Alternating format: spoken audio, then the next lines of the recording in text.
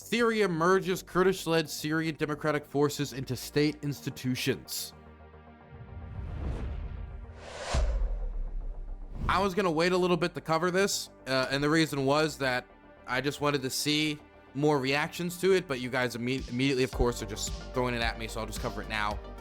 We have just gotten the announcement of a lifetime for Syria, only after the downfall of the Assad family being ousted after decades and decades of repressive rule.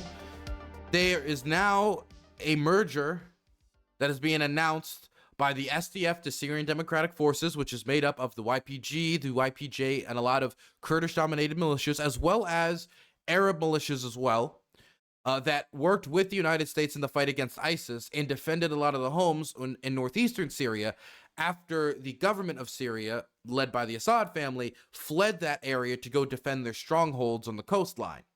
But that abandoned this area to ISIS, who then marched forward, and an international coalition worked with them to push back ISIS. But since then, they've been under tremendous pressure by the Turks, with a bombing campaign that has been relentless with very little pause, even if territorial grabs have been paused, but those have happened too, both with Operation Peace Spring, Operation Olive Branch, all, I know, kind of like slightly ironic names considering what happened with the pulling of Kurdish politicians out of cars and being executed on the street side. It was very brutal and devastating for local communities, as it did more damage to already devastated homes that had been hurt by the fight against ISIS and the Syrian civil war.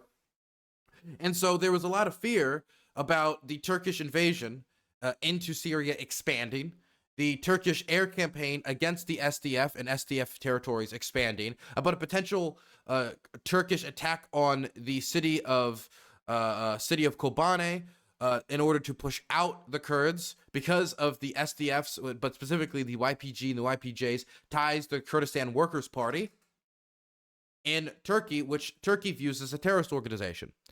But I think, honestly, and this is all I'll say on the matter because I want to get into what this means for Syria, I think the big thing that contributed to making it much easier for the Syrians to approach this merger and peace negotiating with the SDF and stopping a Turkish invasion into northeastern Syria, I think it might be the fact that Abdullah Öcalan, the long leader of the PKK, the Kurdistan Workers' Party, recently from his crazy prison. It's like he's imprisoned on an island. He's imprisoned as imprisoned a man can be. You cannot be more imprisoned than Abdullah Öcalan. From that imprisonment, which he has served for decades, he has announced that he believes it is time for the PKK to lay down its arms with the Turks and to reach some sort of agreement so they can live in peace. Maybe for more Kurdish political rights, the release of Kurdish politicians from jail, because there's a lot of Kurdish politicians from Turkey's east that is in prison, that they'd be able to come to some terms and be able to attain some maybe levels of autonomy for the communities, while also having and engaging in political rights in the country, which for the Kurds could obviously benefit them politically in Turkey, while not attaining them a state. That's a sacrifice that the PKK would be making when it comes to its long-term aspirational ambitions.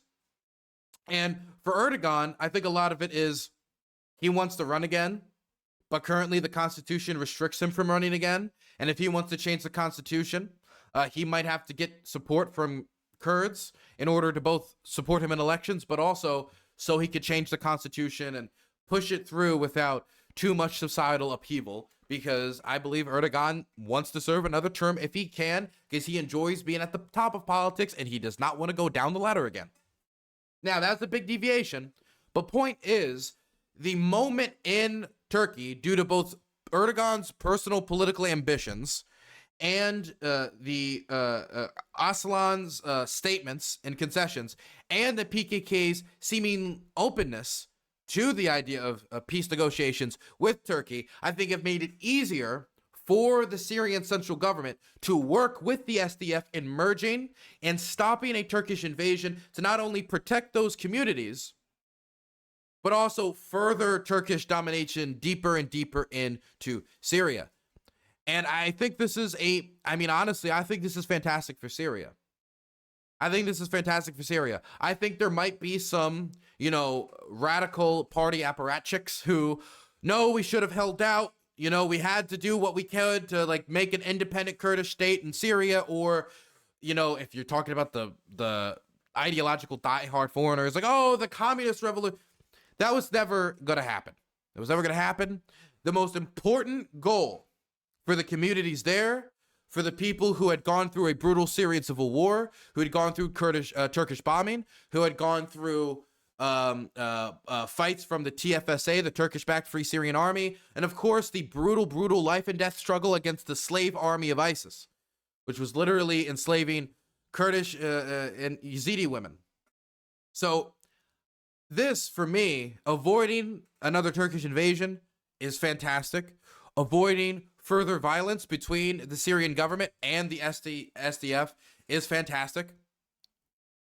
Putting likely, hopefully in the near future, a stop to the Turkish bombing campaign in northeastern Syria, making it easier for people to rebuild their homes and for people to return to their homes. That's fantastic.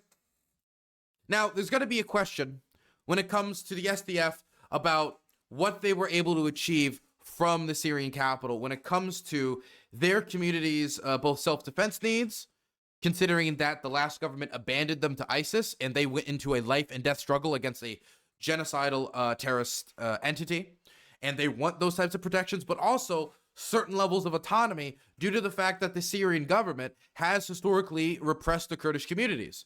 Back during Assad's early times in power in like 2003, 2004, there was a football game in that part of the country where the Kurds dominate in northeastern Syria, and there was scuffles at the protest at the game because people in the opposition against the Kurdish team had held up pictures of Saddam Hussein because Saddam Hussein gassed the Kurds and it was a statement against them. And so then these people started fighting, and then the fighting turned out into a wider protest against the Syrian government. And it then led to the toppling of one of Assad's father's statues, which angered Assad so much that he sent tank soldiers and guns down there to go butcher the protesters, capture many of them, torture them. And that's the type of repressive behavior that Kurds have experienced in the past from the Syrian government. And so giving up all of their power and autonomy and safety to another Syrian government that they're hoping they're not going to get the same treatment from, you know, that's putting a lot of faith, whether they want to or not, in Syria. So it's a question of what is the future of their autonomy? What amount are the soldiers that are going to be in those areas? Are they going to be soldiers from all over Syria? Are they going to be soldiers from the local communities? What's going to be the government makeup structure in these areas when it comes to local autonomy? These are all things that we're probably going to find out in the coming days. But the big thing is we've avoided, likely, another Turkish invasion of Syria, displacing more Kurdish people, displacing more communities, and getting more people killed, doing more economic damage to a country that has already been looted by the Assad family and gutted by his armies. So let's read a little bit about this merger, because this is gigantic Syrian history. Syria says that it has reached an agreement with the Kurdish-led Syrian Democratic Forces to integrate the latter with state institutions. The Syrian presidency made the announcement on Monday and released images of a signing ceremony featuring the Syrian interim president Ahmed al-Shara. Al-Julani is what he used to go by, you know, leader of Hayatir al-Sham, HTS, and the head of the SDF, Mazlum Abdi.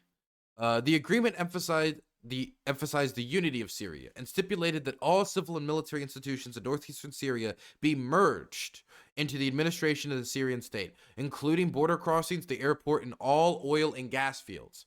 The United States backed the SDF, has controlled a semi-autonomous region in northeast Syria since 2015.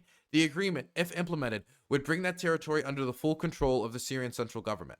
Al-Jaraz Rasul Sadr, reporting from the Syrian capital of Damascus, said that the deal is one of the most major developments since the fall of the Assad regime.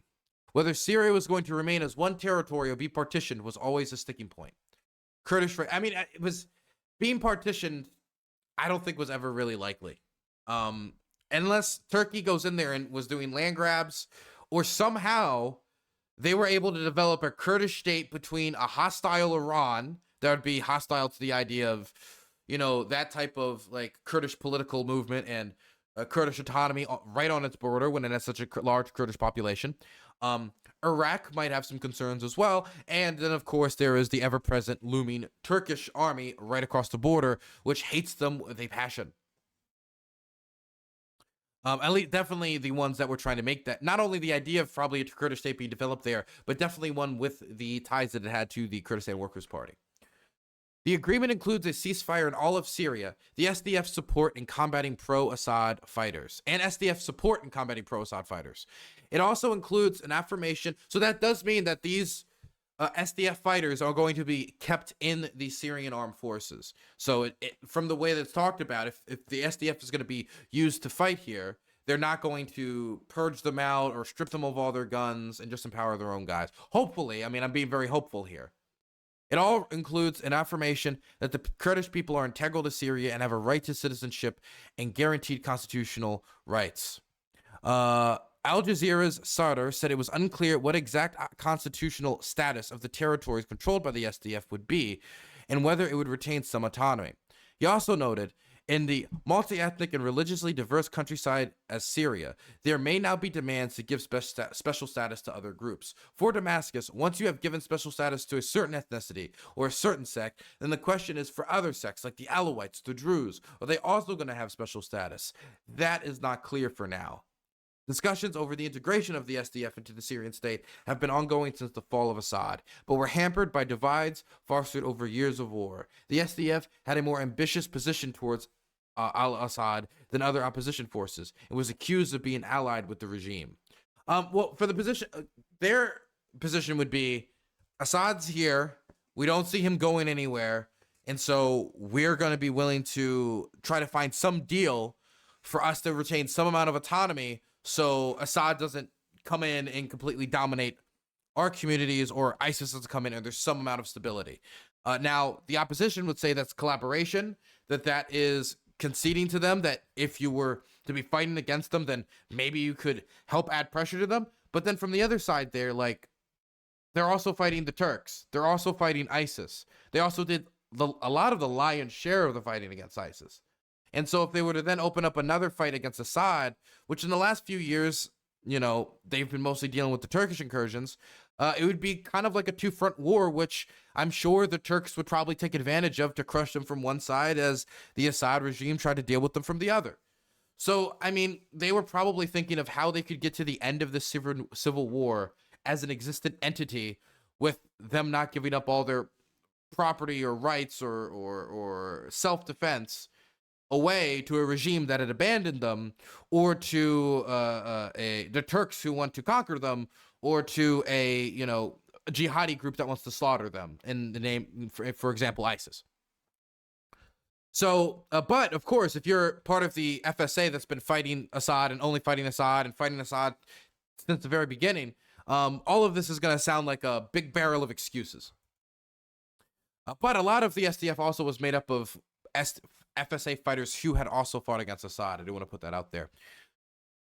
Okay, so I've already given my take about how this is going to be good for Syria. The next big step is figuring out what level of autonomy the Kurds are going to have in their communities, what that integration of the SDF is going to look like, if they're going to keep a lot of their command.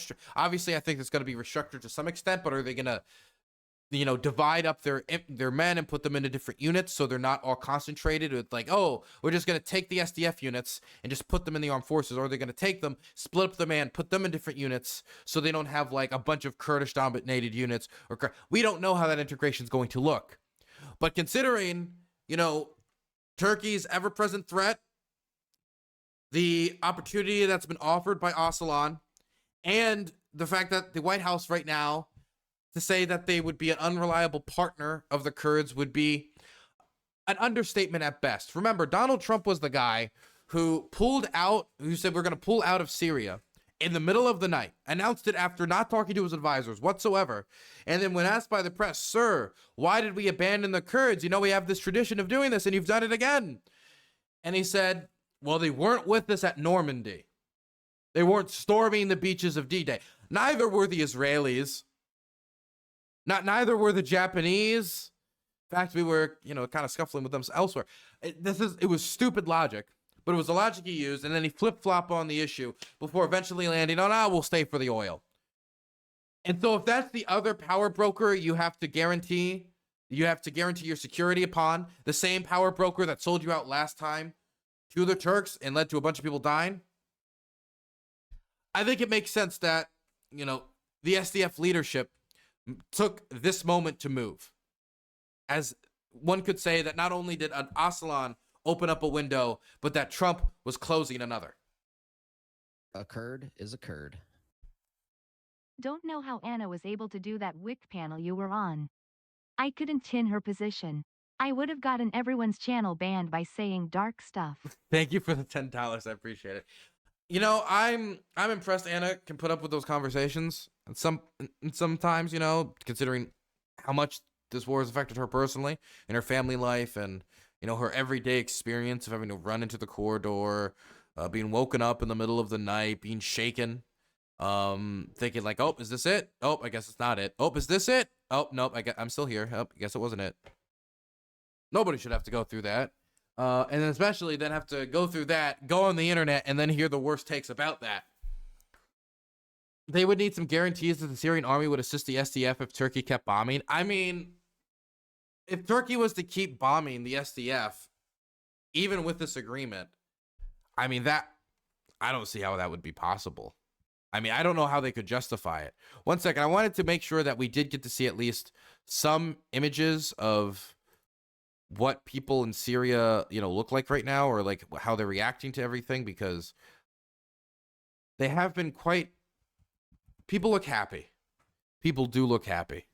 This is in Aleppo, the historic city of Aleppo, at the Citadel.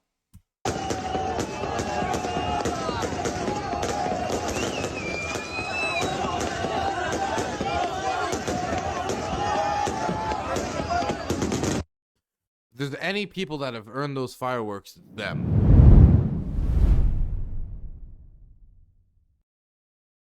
This is fantastic for Syria.